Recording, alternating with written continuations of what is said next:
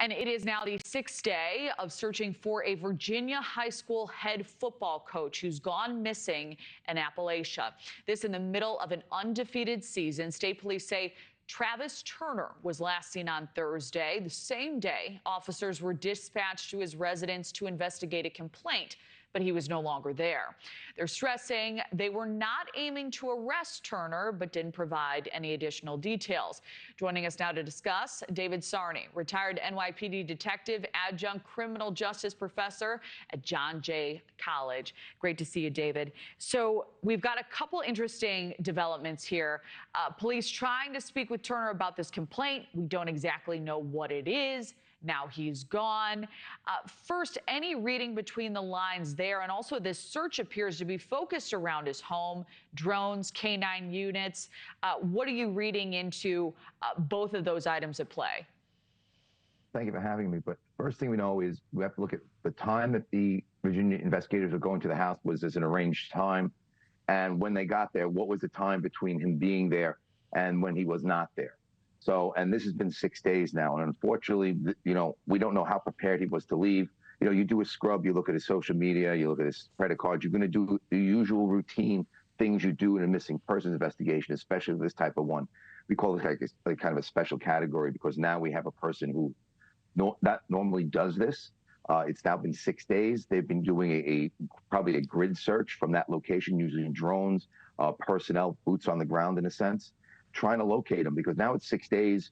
I don't know how prepared he was when he left the location, but that's why I think they're focusing more on the area around this because, you know, we can read in between the lines as to what the investigation was about. We don't know, neither the school nor the police are saying anything. I don't want to speculate, but obviously it must have unnerved him so much that he left before he spoke to the investigator.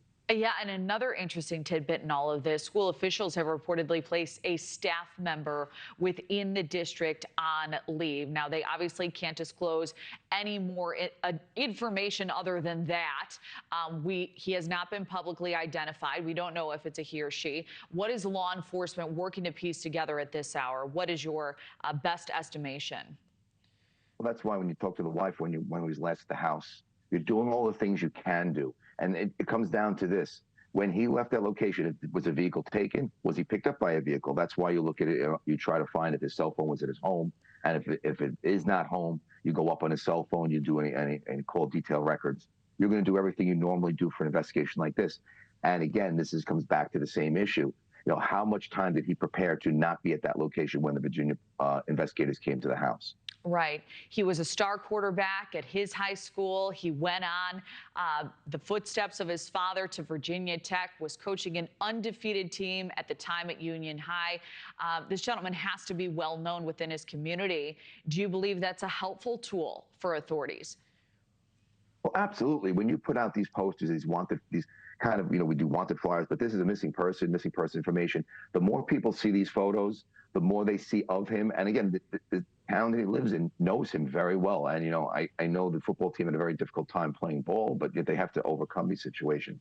But this is one of the things that police do. Once we get these photos or photo stills out, we want to disseminate to the public so we can get other people's eyes on this. Because, you know, when it comes to resources for law enforcement, it's limited. But when it comes to public resources, it's unlimited because there's so many more eyes out there looking for him. Yeah, well, we certainly always appreciate your expertise in stories like these. David Sarni. David, thank you. Thank you for watching. Subscribe below and download our NewsNation app right now on your phone, and you will get fact-based, unbiased news for all Americans.